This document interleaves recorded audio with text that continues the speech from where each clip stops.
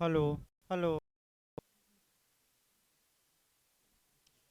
देखिए सीपीसी में आपका धारा 60 चल रहे थे, बैठिए भाई। सीपीसी में धारा 60 चल रही थी और यहाँ से आपका बता दिया जाए। प्री में तो एक क्वेश्चन निश्चित आता है और मेंस में भी आपका एक क्वेश्चन बनने का चांस रहता है। पहले जो आपका क्वेश्चन बनता था, यानी कि 2-3 साल पहले, निश्चित रूप से आपका धारा 60 से क्वेश्चन मेंस में बनता था। लेकिन वर्तमान समय में थोड़ा कम बनता है, इसमें भी शक नहीं है। लेकिन प्री में एक क्वेश्चन निश्चित बनता है और किस राज्य में कैसा मॉडल बना है यह भी हमें बताना है। और आपका एमपी में ज़्यादा लेखा बही पूछी गई है, यानी कि फिर एक बार भूमिका बांध दिया जाए 2 मिनट, उसके बाद भाई चला जाए। धारा आपका 60 में ये प्रावधान है कि डिक्री के निष्पादन में कौन सी चल या अचल संपत्ति अटैच या जब्त या कुर्क की जा सकती हैं और विक्रय की जा सकती हैं। इसके लिए धारा 60 में दो बातें बताई गई हैं। उन संपत्तियों की लिस्ट दी गई है जिनकी कुर्की और विक्रय हो सकता है और उन संपत्तियों की भी लिस्ट दी गई है जिनकी कुर्की और विक्रय नहीं हो सकता। तो शुरुआती दौर में बेयर एक्ट में ये बताया गया कि मार से हटा दीजिए, हो थोड़ा आवाज आ रही है बाहर से। किन संपत्तियों का जब्ती और विक्रय या सेल नहीं होगा ये भी बताया गया, दोनों मार्क कराइएगा। अब कौन कौन सी संपत्तियां कुर्क और विक्रय की जा सकती है, कल आपको एक लिस्ट बताया गया था और तमाम प्रॉपर्टियों का उल्लेख किया गया था। अब आगे आपको जो पढ़ना है धारा 60 में आपका, वह ये पढ़ना है कि कौन कौन संपत्तियां कुर्की और विक्रय से मुक्त है। देखिए कह करके भाई फिर हम शुरुआत कर रहे हैं। आपका क्लास 1 का परंतुक में उस संपत्तियों का वर्णन किया गया है जिनकी कुर्की और विक्रय नहीं हो सकता और यहीं से गलती होने का पूरा चांस रहता है। एमपी में बता दिया जाए मॉडल भाई, एक तो लेखा बही पढ़िएगा और कृषि के औजार में ट्रैक्टर नहीं आता, अतः ट्रैक्टर को भी कुर्क किया जा सकता है। एमपी ने बनाया है ट्रैक्टर। ट्रैक्टर भाई अलग से बनाया है, उसको हम बता देंगे कि क्या ट्रैक्टर को कुर्क किया जा सकता है कि नहीं। तो मारिएगा कि किया जा सकता है। और फिर एमपी और आपका बिहार और झारखंड इत्यादि राज्य बनाए हैं वेतन को लेकर। तो वेतन पर भी हम डिटेल में अभी चर्चा करेंगे, कल हल्का सा बताया गया लेकिन आज आपका दोनों नियम बताया जाएगा। और गलतियां ज़्यादा होती हैं, दिमाग अस्थिर करके उसको पकड़ना है, जहां गलती होती है उसी को क्या करना है, सुधारना है। देखिए कह करके भाई अब क्या क्या कुर्क नहीं हो सकते। पहला बताया गया था निर्णित ऋणी, यानी कि हारने वाला, या उसकी पत्नी या उसके बच्चों के पहनने के आवश्यक वस्त्र, भोजन पकाने के बर्तन, चारपाई, बिछौने यानी कि बिस्तर, और ऐसे निजी आभूषण जिन्हें कोई स्त्री अपनी धार्मिक प्रथा के अनुसार अपने से अलग नहीं कर सकती। तो इन चीज़ों को आपका न तो कुर्क किया जाएगा और न ही विक्रय किया जाएगा, बताया जा चुका था। अगला देखिए, शिल्पी के औजार, यही आपका सतर्क रहना है और यही आपका जो आएगा ट्रैक्टर का मामला आएगा। देखिए शिल्पी के औजार यानी कि जैसे कि हल है आपका, या कोई लुहार है तो आपका मशीन उसकी है, या कह सकते हैं कोई बढ़ई है तो उसका जो औजार है, या मूर्तिकार हैं तो उसका जो मूर्ति बनाने का क्या है, औजार। तो शिल्पी के औजारों को कुर्क और विक्रय नहीं किया जा सकता। याद रखिए। अगला देखिए। और जहाँ निर्णित ऋणी कृषक हैं वहाँ उसके खेती के उपकरण। यही आपका अटैक करना है। चाहे तो बेयर एक्ट पर भी लिख सकते हैं कि खेती के उपकरणों में क्या ट्रैक्टर आता है कि नहीं। तो जो न्यायालय का निर्णय है, खेती के उपकरण में आपका हंसिया, फावड़ा, आपका हल इत्यादि तो आते हैं, लेकिन ट्रैक्टर नहीं आता। अतः ट्रैक्टर को कुर्क और विक्रय किया जा सकता है। लिख लीजिए एक लाइन भाई, कहीं अलग से, कहीं अलग से ऐड करिए, एमपी ज्यादा बनाता है। ट्रैक्टर कृषि के उपकरणों में शामिल नहीं है, कहीं अलग से लिखिए। ट्रैक्टर कृषि के उपकरणों में शामिल नहीं है, अतः इसे कुर्क और विक्रय किया जा सकेगा। अतः इसे कुर्क और विक्रय किया जा सकेगा।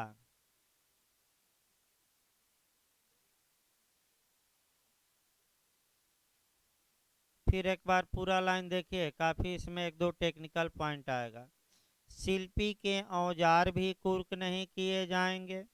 निर्णित ऋणी अगर खेती माने किसान है तो वहाँ उसके खेती के उपकरण भी कुर्क नहीं होंगे। और ऐसे जानवर और बीज भी कुर्क नहीं होंगे जो न्यायालय की राय में उसकी वैसी हैसियत में अपनी जीविका का उपार्जन करने के लिए समर्थ बनाने के लिए आवश्यक है। इसका मतलब कि अगर अनाज उनाज है तो भोजन ओजन जो करेगा उतना अनाज छोड़ दिया जाएगा। पशु हैं तो इतना पशु छोड़ दिए जाएंगे जो खेती के लिए क्या हो, पर्याप्त हो। तो मान लीजिए 50 बैल रखा है और खेती के लिए आवश्यक 6 ही बैल हैं, तो आपका 44 कुर्क हो सकता है और 6 क्या किया जा सकता है, छोड़ा जा सकता है, न्यायालय की राय में जो उचित हो। अगला देखिए भाई आपका। और कृषि उपज का या कृषि उपज के किसी वर्ग का ऐसा भाग जो ठीक अगली धारा के उपबंधों के अधीन दायित्व से मुक्त घोषित कर दिया गया है। यानी कि अगर अनाज है तो अनाज को भी कुर्क किया जा सकता है, ये याद रखिए। लेकिन अगली धारा के तहत अनाज की कुर्की से छूट दी जा सकती है। तो बस एक लाइन जानना है कि अगली धारा कौन है। तो ये धारा 60 चल रही है और इसकी अगली धारा कौन है, 61। तो 61 में आपका कुछ ऐसी मने कह सकते हैं कि अनाज दिए गए हैं। भाई समझ से आ करिए भाई आप लोग, नहीं फिर एक बार भाई बता दिया जाए शेड्यूल आपका। मैंने जो सेकंड पीरियड में लोग आते हैं आपका 9 से 9:15 के बीच में आ जाए, नहीं तो भाई बाहर बैठिए, बार बार लोग आ रहे हैं जा रहे हैं, उससे बार बार डिस्टरबेंस पैदा हो रहा है। यानी कि आदमी पढ़ाएगा कि भाई देखेगा कौन आ रहा है। तो भाई आपका पर्दा खोले रखे हो, थोड़ा साइकिल पीछे खड़ा करिएगा आप लोग। और जो लोग बाद में आए भाई आपका वहीं कुर्सी लगा दी जाएगी, बाहर बैठेंगे। नहीं 9 से भाई 9:15 के बीच में सेकंड पीरियड में आ जाया करिए। फर्स्ट पीरियड में भले 5-10 मिनट लेट हो, मान लीजिए, वो अलग बात है। लेकिन सेकंड पीरियड में आपका 9 से 9:15 के बीच में आ जाया करिए ताकि 9:15 से क्लास शुरू हो 10:15 तक। आपका शेड्यूल भी वैसे भी टाइट चल रहा है भाई, तो भाई उससे डिस्टर्ब होता है, बार बार कोई आता है जाता है। तो कई जगह तो प्रतिबंध लगा है कि 2 मिनट लेट हो गए तो आप अंदर नहीं प्रवेश कर सकते। यानी कि उदारता का नाजायज फायदा न उठाया जाए, इसका मतलब ये हुआ। नाजायज फायदा जब उठाने लगते हैं लोग तो उस पर उदारता पर रोक धीरे धीरे लगाई जाती है और पूरी तरह प्रतिबंध भी लगा दिया जाता है। कभी काल देख सकते हैं समाज में भी। आपका ये सामाजिक नियम है कि छूट दे दी जाए तो भारत के लोग क्या करेंगे, मनमानी पर उतर आते हैं, इसीलिए कानून भी देखिए आगे भाई आप धारा 61 में देख लें, आगे बताया जाएगा इस धारा का उल्लेख हुआ है तो देखना पड़ेगा। राज्य सरकार यदि चाहें तो कृषि उपज की या तो कुर्की में पूरी तरह छूट दे सकती है या उसका कुछ भाग। यानी कि अगर राज्य सरकार अधिसूचना जारी कर दी कि डिक्री के निष्पादन में अनाज कुर्क ही नहीं होगा, तो निर्णित ऋणी का एक दाना भी कुर्क नहीं होगा, और आधा दे दे या जो भी आधे दे उससे हमें मतलब नहीं, आगे बताएंगे हम। अगला देखिए भाई, वे गृह और अन्य निर्माण उनके मानवों और स्थानों के साथ उसके अव्यवहित रूप से आपका अनुसंलग्न और उनके उपभोग के लिए आवश्यक भूमि के सहित जो कृषक या श्रमिक या घरेलू नौकर के हैं और उसके अभिभोग में हैं।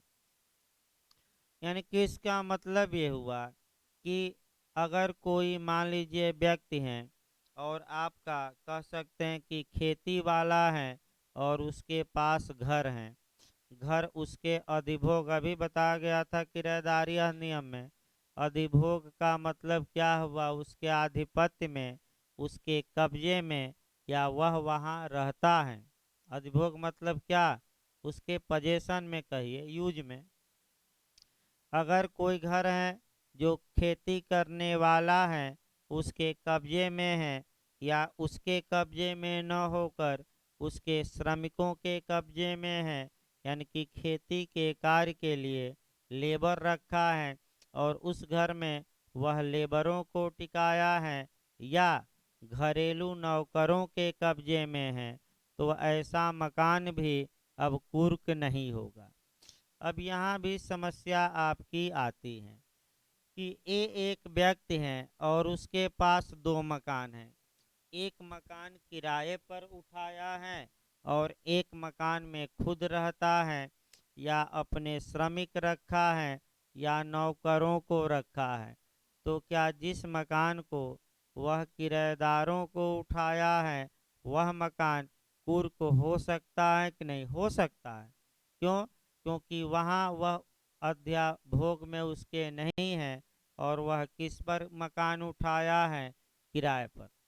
फिर एक बार इसको समझिए, अगर निर्णित ऋणी के पास एक से अधिक मकान हैं और वह कुछ मकानों में अधिभोग में नहीं रहता, तो वे मकान क्या किए जा सकते हैं, कुर्क। और जिसमें रहता है या तो वह स्वयं रहे या उसके कौन रहे, लेबर, या कौन रहे, घरेलू नौकर, तो वह मकान कुर्क नहीं होगा। अगला देखिए, लेखा बहिया यानी कि अकाउंट। अकाउंट मतलब ये हुआ कि हिसाब किताब का जो रजिस्टर है ना, तो लिख लीजिएगा। लेखा बहिया का मतलब जो हिसाब किताब का क्या है, रजिस्टर, क्या वह कुर्क होगा कि नहीं, वह कुर्क नहीं होगा। इसको जरूर याद रखिएगा, ज़्यादातर एमपी में जो अटैक करता है अकाउंट से ही करता है। थोड़ा बहुत लेखा बहियों को कोरिलेट करना पड़ेगा भाई आपका। देखिए जो हिसाब किताब की लेखा बहियां हैं, अगर प्राइवेट कारोबार के अनुक्रम में, हाँ लेखा बही पहले समझिए, लेखा बही जो लिखी जाती हैं वह पन्ना पर नहीं, आपका रजिस्टर पर लिखी जाती हैं, पहला नियम। जैसे कि हम एक दो पन्ना लाते हैं तो वह लेखा बही नहीं है, रजिस्टर मतलब कि जो जिल्द वाइज हो, जैसे आप लोग कॉपी पर लिख रहे हैं ज़्यादा लोग, तो वह लेखा बही हो सकती हैं। लेखा बही में हिसाब किताब इत्यादि बातें लिखी जाती हैं।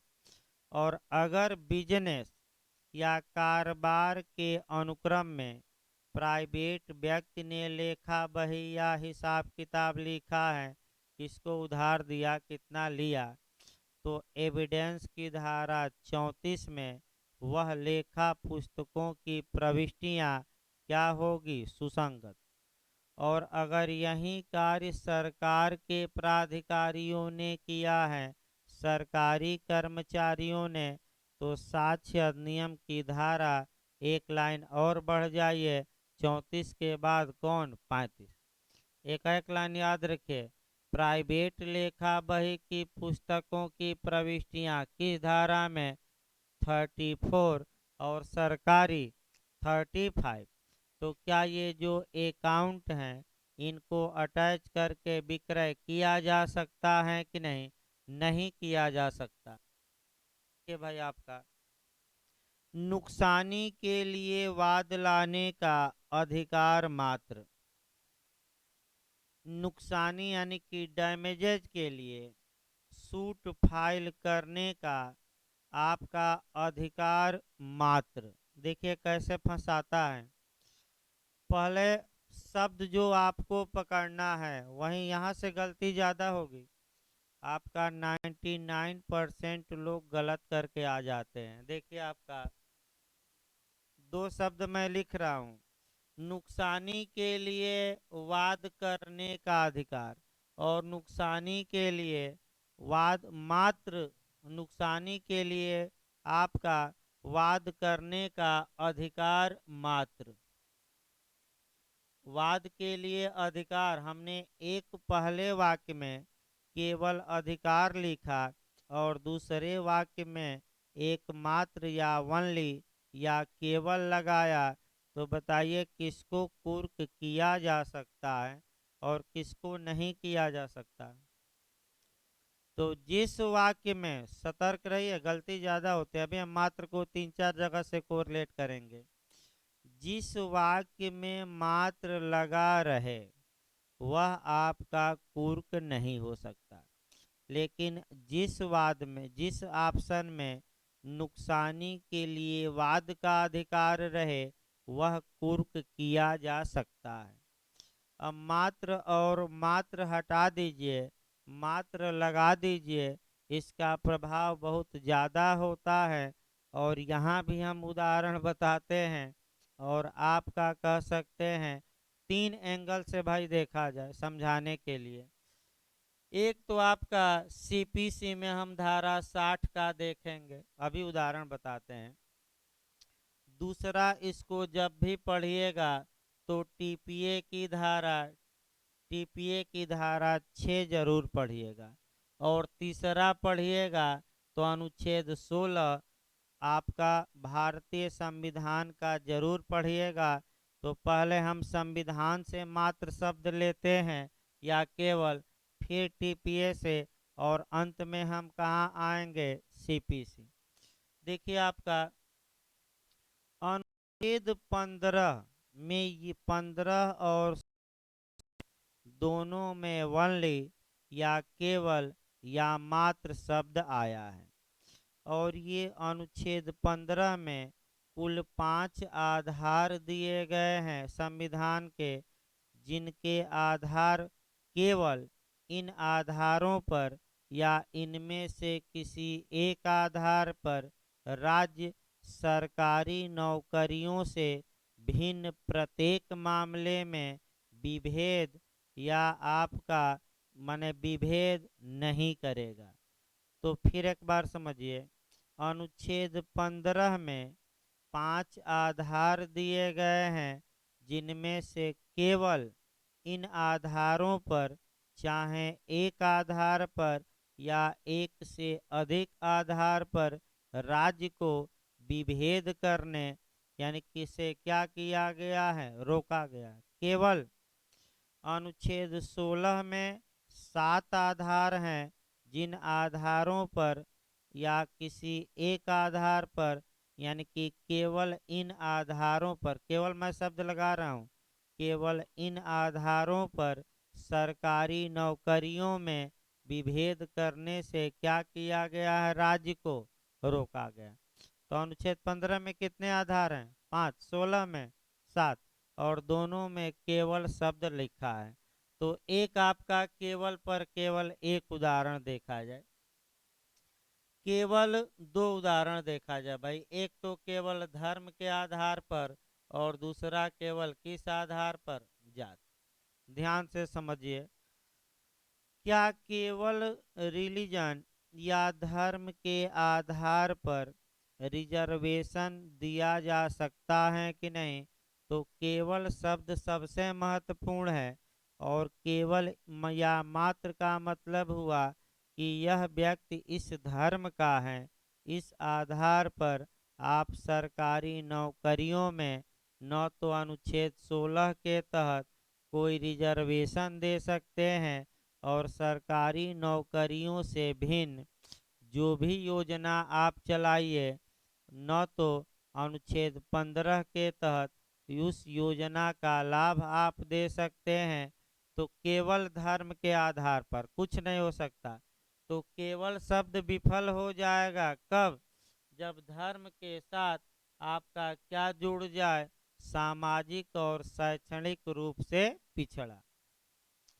यानी कि अगर किसी धर्म के सभी लोग सामाजिक और शैक्षणिक रूप से पिछड़े हैं, बैकवर्ड हैं, तो केवल शब्द अब केवल नहीं रहा धर्म, बल्कि धर्म के साथ अब क्या जुड़ गया?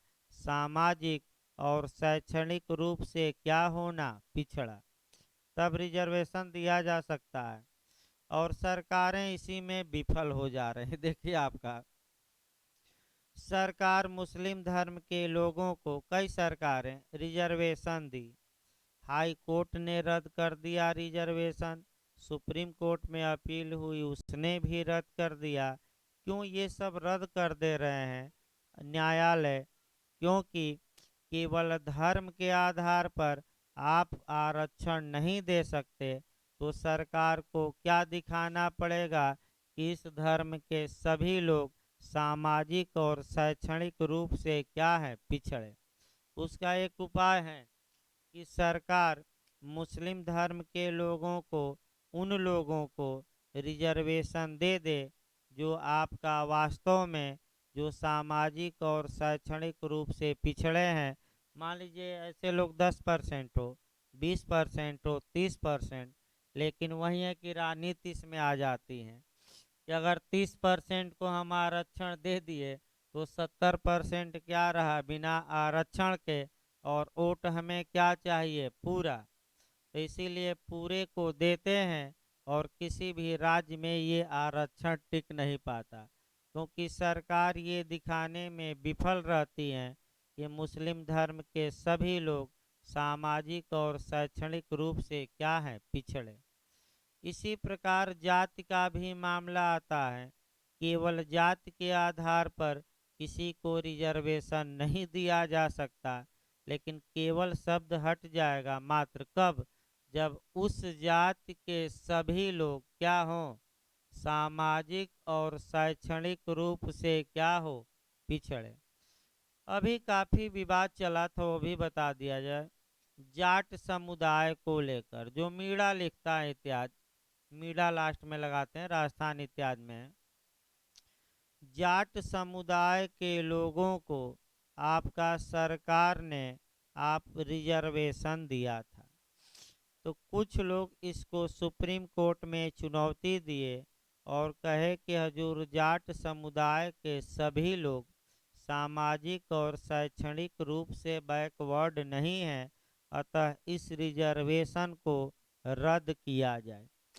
सुप्रीम कोर्ट बार बार पूछ रहा था केंद्र सरकार से कि जाट समुदाय के कितने लोग केंद्रीय सरकार की सेवा में वर्तमान में है, वो हमें परसेंटेज बताइए।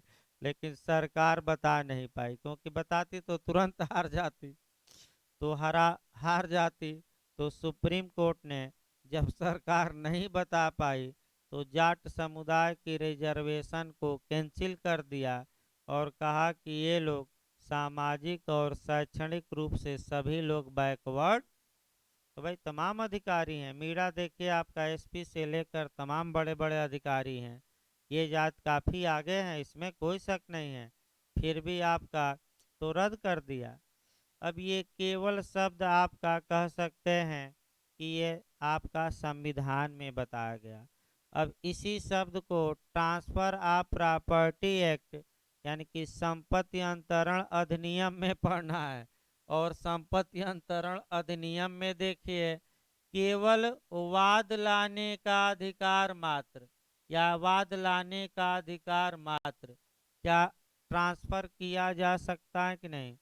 तो जहां भी मात्र रहेगा वह ट्रांसफर नहीं होगा। केवल वाद लाने का अधिकार मात्र, इसका मतलब कि ए बी के खिलाफ मुकदमा ला सकता था और ए इस अधिकार को किसको सौंप दिया, सी को, और कहा कि तुम बी के खिलाफ केवल क्या करो, मुकदमा लाओ और मैं ये अधिकार ट्रांसफर कर रहा हूँ। ये संभव नहीं है, ये संभव नहीं है। लेकिन क्या संभव है, बस एक लाइन याद रखिएगा। तो संभव क्या है कि ए सी को मुकदमा लाने का भी अधिकार दे दे और आपका मुआवजा वसूलने का। तो केवल शब्द हट जाएगा। फिर एक बार समझिए, टेक्निकल है। अगर ए सी को मुकदमा लाने का भी अधिकार दे दे और मुआवजा वसूलने का, तो केवल मुकदमा लाने का अधिकार नहीं दिया, बल्कि एक उसके साथ एक और अधिकार दे दिया कि क्या करो, मुआवजा भी तुम वसूलो। तो ये सही है, इसका अंतरण हो सकता है। एक उदाहरण फिर आप लोग देखिए, ताकि भाई टिपिए दिमाग में घुसे। देखिए, ए ने बी को 500 रुपया उधार दिया था और ए ने यह जो अधिकार है कि बी के खिलाफ मुकदमा लाकर 500 वसूल लें, किसको हैंड ओवर कर दिया, किसको अंतरण कर दिया, सी को। अगर ए सी को केवल यह अंतरण करे कि तुम बी के खिलाफ मुकदमा लाओ, ये संभव नहीं है।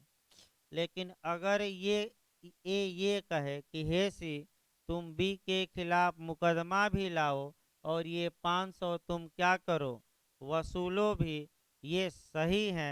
यह केवल वाद लाने का अधिकार मात्र नहीं हुआ, बल्कि नुकसानी प्राप्त करने का अधिकार भी इसके साथ क्या हुआ, अटैच हो गया। ये हो सकता है, याद रखिए। अब इसको आपका टीपीए जो लोग पढ़े हैं बताएं तो क्या कहा जाएगा। तो नाम एक दिया गया ना, एक्शनेबल क्लेम का ट्रांसफर या अनयोज्य दावे का क्या अंतरण। भाई याद रखिए, नाम मैं बता दे रहा हूँ, तो अलग टीपीए चलेगी तब बताया जाएगा। इसका एक नाम है और उसको क्या कहते हैं, एक्शनेबल क्लेम या अनयोज्य दावे का अंतरण।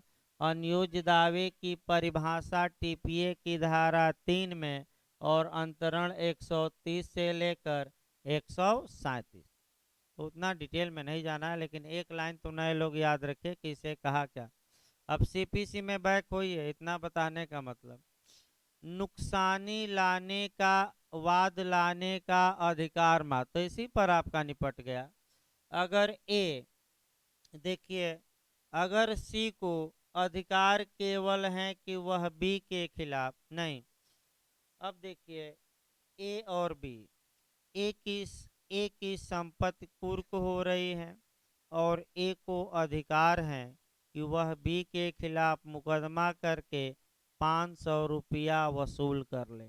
तो जब कुर्की होगी तो क्या ए का नुकसानी के लिए वाद लाने का अधिकार केवल कुर्क होगा कि नुकसानी पाने का अधिकार भी। भाई फिर एक बार देखिए, जब एक की संपत्ति कुर्क हो रही है तो केवल यह अधिकार कि यह अधिकार कुर्क नहीं हो सकता कि ए बी के खिलाफ जो मुकदमा लाता उसी को जब्त कर लिया जाए और हम मुकदमा लाएं, ये संभव नहीं है। लेकिन क्या कुर्की हो सकती है कि एक के वाद लाने को अधिकार को भी कुर्क कर लिया जाए और ये जो मुआवजा पाता उस अधिकार को भी क्या कर लिया जाए, कुर्क। तो केवल शब्द हट जाएगा, क्यों, क्योंकि केवल मुकदमा लाने का अधिकार कुर्क नहीं हुआ, बल्कि नुकसानी पाने का अधिकार भी क्या हो गया, कुर्क। तो केवल नुकसानी के लिए वाद लाने का अधिकार कुकुर के नहीं हो सकता, तो क्या हो सकता है? तो नुकसानी के लिए वाद लाने और नुकसानी पाने, ये हो सकता है। जैसे कि आपका संविधान में भी देखा आपने, और कहाँ देखा? टीपीए में। तो मात्र शब्द भाई, वनली जो शब्द हैं बहुत महत्वपूर्ण है। देखिए आगे भाई आपका, व्यक्तिगत सेवा कराने का कोई अधिकार, पर्सनल सर्विस कराने का कोई अधिकार आपका कुर्क नहीं हो सकता। यानी कि मंदिर के पुजारी हैं और मंदिर में पूजा कर रहे हैं, तो क्या उनके इस अधिकार को कुर्क किया जा सकता है कि नहीं? क्योंकि एक ऐसी सेवा का अधिकार है पर्सनल, यानी कि मंदिर के पुजारी का जो पूजा करने का अधिकार है वह उनका पर्सनल अधिकार है, व्यक्तिगत सेवा का अधिकार है। और इस अधिकार को अटैच किया जा सकता है कि नहीं? नहीं किया जा सकता। अगला देखिए भाई, वे वृत्तिकाएं और उपादान जो सरकार के या किसी स्थानीय प्राधिकारी के या पेंशन भोगियों को अनुज्ञात हैं, या ऐसी किसी सेवा कुटुंब पेंशन निधि में है जो केंद्रीय सरकार या राज्य सरकार द्वारा राजपत्र में अधिसूचित की गई हैं, संदेह हैं, और राजनैतिक पेंशन है। देखिए कह करके भाई, यानी कि जो आपका सतर्क रहना यहाँ से भी। देखिए वेतन अलग होता है, ये बात याद रखिए, बोनस अलग होता है, भत्ता अलग होता है, पेंशन अलग होती है, ये सब अलग अलग करके पढ़िएगा। आपका राजनैतिक पेंशनें अलग होती हैं, सरकार भी पेंशन देती है, वृद्धावस्था पेंशन, विधवा पेंशन तमाम मिल रहा है, ये पेंशनें भी क्या होती हैं? अलग। और जब व्यक्ति रिटायर हो जाता है उसके बाद भी पेंशन मिलते हैं। अब तो सरकार ख़त्म कर दी है और कर्मचारी खूब आंदोलन किए, लेकिन ये सरकार सुनने वाली नहीं है, समाप्त हो गया है पेंशन। तो आपका मिलेगा क्या? तो जब रिटायर होंगे तो एक मुश्त रकम आपके वेतन से सरकार काटती है, और वहीं एक बार जुटा कर क्या करेगी? देखिए पेंशन का नियम क्या था भाई, आपका थोड़ा बहुत बताना पड़ेगा डिटेल में। देखिए आपका पेंशन इसलिए दी जाती थी, आपका ये जूरिस्प्रूडेंस का मामला है, और रास्को पाउंड ने भी इसे मान्यता दी है कि जब व्यक्ति जवान था, कार्य करने में समर्थ था, योग्य था, यानी कि कुल मिलाकर जवानी में सरकार का कार्य किया, तो सरकार की भी जिम्मेदारी है कि बुढ़ापे में उसका सहयोग करे, यानी कि बुढ़ापे में उसे अकेला न छोड़े। और इसी उद्देश्य की पूर्ति के लिए आपका पेंशन दी जाती थी। लेकिन वर्तमान समय में पेंशन समाप्त हैं, और जो इस समय नियुक्त हो रहे हैं उनको पेंशन नहीं मिलेगी, तो उनको पेंशन सरकार ने समाप्त कर दी। और आपका जब वो रिटायर होंगे तो आपका उन्हीं के वेतन से सरकार क्या करते हैं? पैसा काटती हैं। और जब 20-25 साल हो जाता है तो 40-50 लाख हो जाएगा, और एक मुश्त रिटायर होने पर क्या करेगी? दे देगी, पेंशन नहीं मिलेगी। याद रखिए भविष्य में, अभी तो पुराने लोग पाएंगे ही, लेकिन आपका जब से ये कानून लागू है तब से आप 2000 कब से हैं?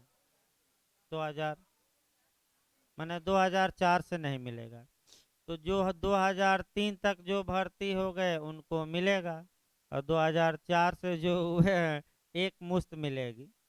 आगे देखिए भाई, अभी देखिए थोड़ा डिटेल में चलिए सीपीसी, ताकि भाई कठिन क्वेश्चन आते हैं, और कई क्वेश्चन तो हमको रिलेट करके भी बता रहे हैं भाई, एक केवल सीपीसी थोड़े चल रहा है, कई क्वेश्चन आपका कहाँ कहाँ से आपका कोरिलेट हो रहा है। देखिए आगे भाई, राजनैतिक पेंशनें देखिए एक एक करके यहाँ उठाया जाए।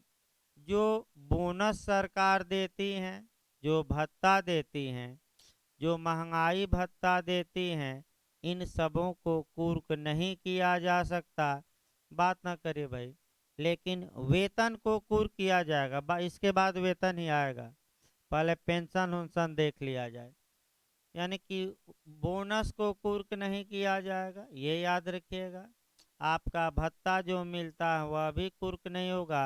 महंगाई भत्ता जो मिलता है वह भी कुर्क नहीं होगा। तो एक नियम फिर बता दिया जाए।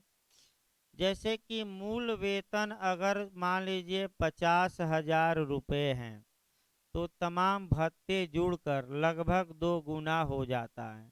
यानी कि आपको 1 लाख तक मिलता है।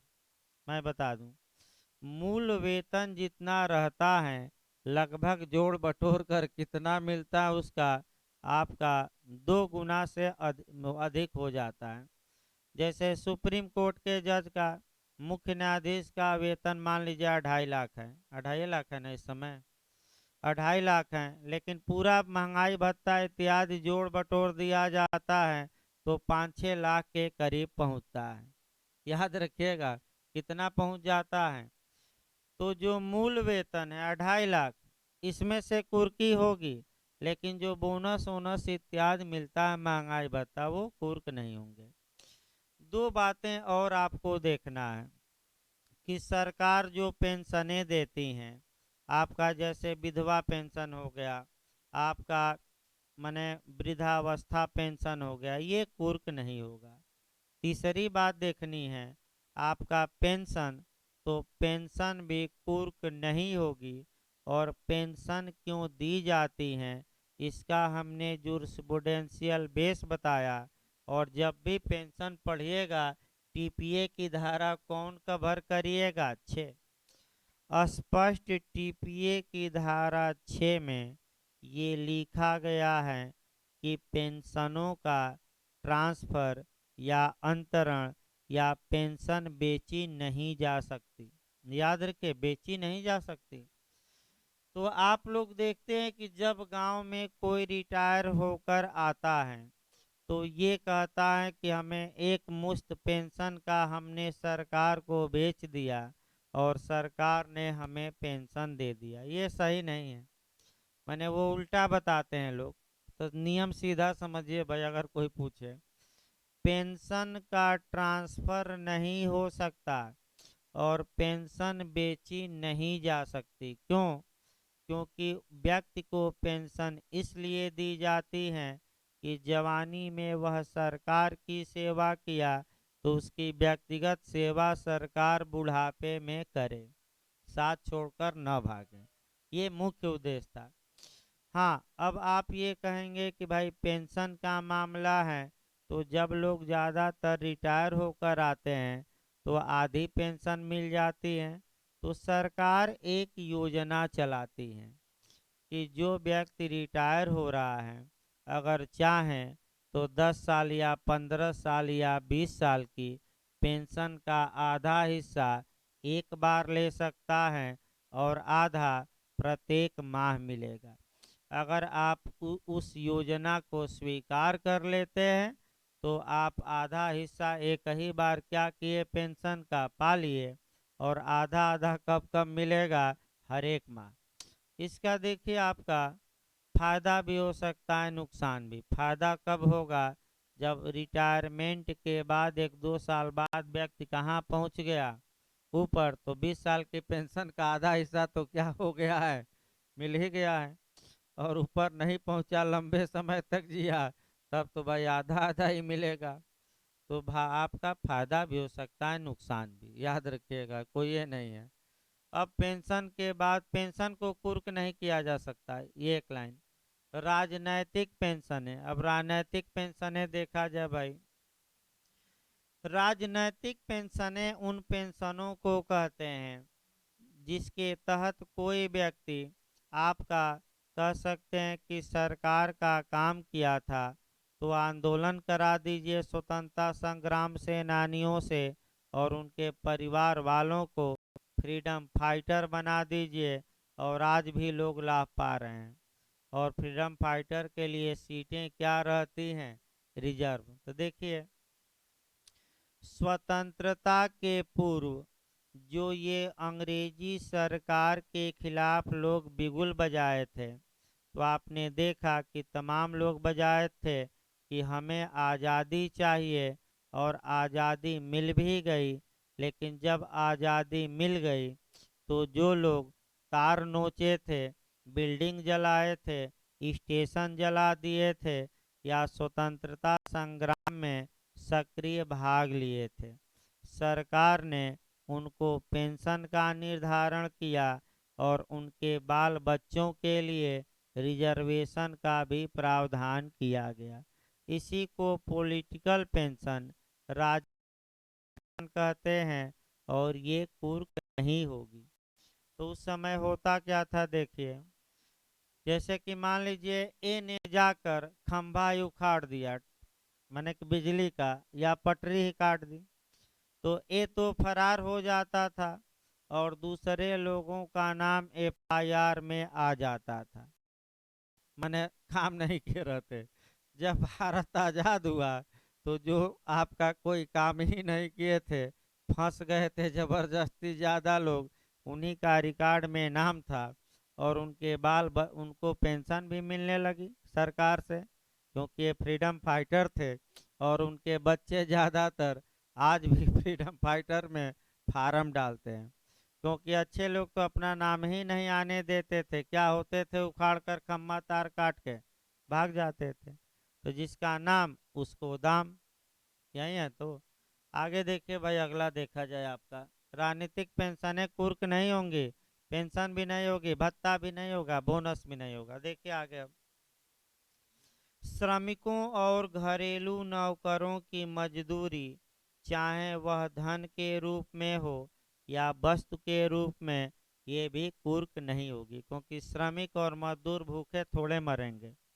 भाई कुर्क हो जाएगी तो ये सब क्या होंगे, गेहूं के साथ घुन भी पिस जाएगा, और ये सब क्या हो जाएंगे, भूखे। अगला देखिए भाई आपका, ये भरण पोषण का मामला अब आया। देखिए, भरण पोषण की डिक्री से भिन्न किसी डिक्री के निष्पादन में वेतन के प्रथम 1,000 और बाकी का 2/3। अब नियम बना होगा, और लास्ट में दिमाग अच्छे से समझिए। देखिए आपका भरण भरण पोषण से भिन्न डिक्री हम पहले बना रहे हैं, और एक डिक्री कौन है जो किसकी हो, बता, बैक हो आ जाए। भरण, बोनस नहीं, भत्ता नहीं, मैं फिर बता दूं, वेतन, मूल वेतन। भरण, अगर भरण पोषण या रख रखाव, भाई आपका झारखंड रख रखाव दिया था, या इंग्लिश में मेंटेनेंस, या गुजारा भत्ता, अगर गुजारा भत्ता की डिक्री प्राप्त की गई है, तो और जिसके खिलाफ डिक्री को लागू कराना है वह वेतन पाता है, तो गुजारा भत्ता वसूलने के लिए उसके वेतन का कितना भाग कुर्क किया जा सकता है। तो अगर भरण पोषण की डिक्री है,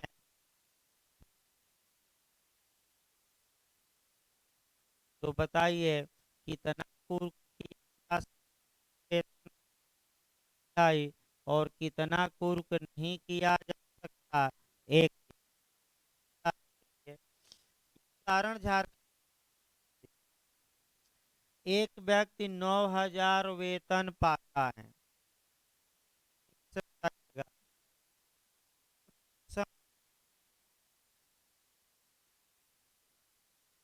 की डिग्री में 9,000 में से कितना रुपया कुर्क नहीं किया जा सकता, बताइए। हाँ, कितना, क्योंकि 1/3। दूसरा,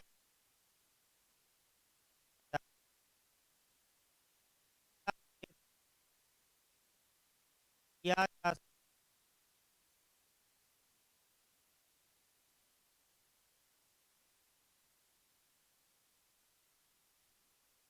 है, कितने, 9,000, 6000 कुर्क होगा भाई, फिर एक बार होगा और 6000 होगा। कहिए तो भाई फिर बताया जाए। हम देखिए अगर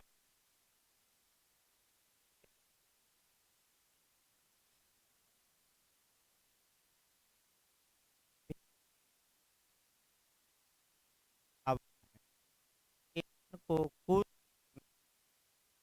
तो बोनस तो ऐसी दशा में जितना वेतन रहेगा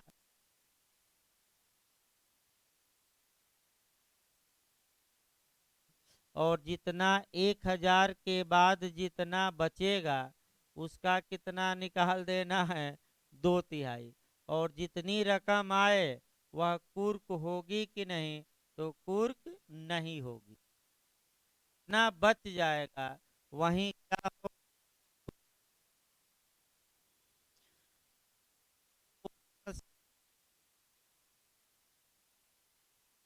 के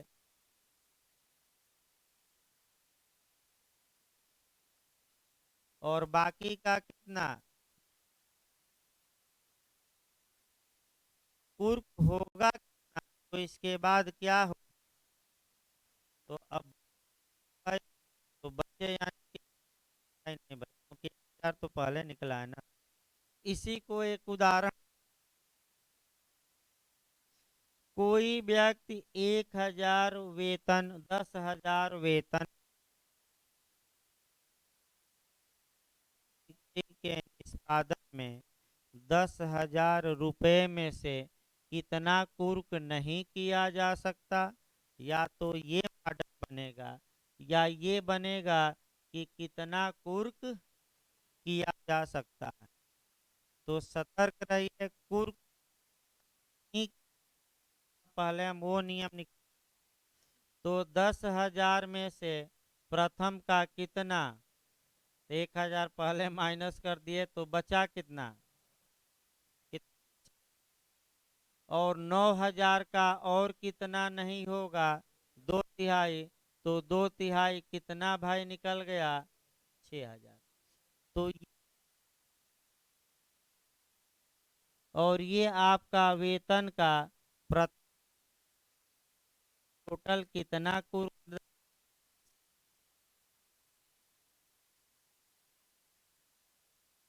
बचा, कितना कुर्क हो सकेगा, ये आप डायरेक्ट ना निकालिएगा, ये इस मॉडल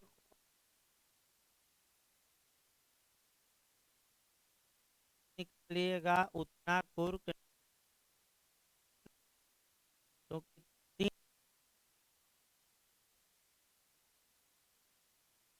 पे हमने,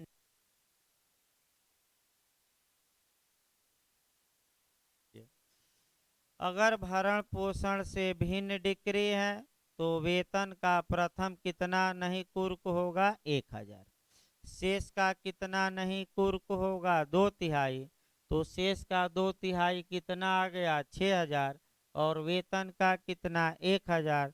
टोटल कितना हो गया, ये कुर्क नहीं। लेकिन ये कब, जब डिग्री भरण पोषण से क्या हो, भिन्न। तो कितना बचा भाई, इसी आधार पर निकालिएगा, जो बचेगा उसको क्या करा दीजिएगा, कुर्क। तो भाई इंग्लिश चलेगी आपका 45। फिर भाई आपका 11 बजे से क्लास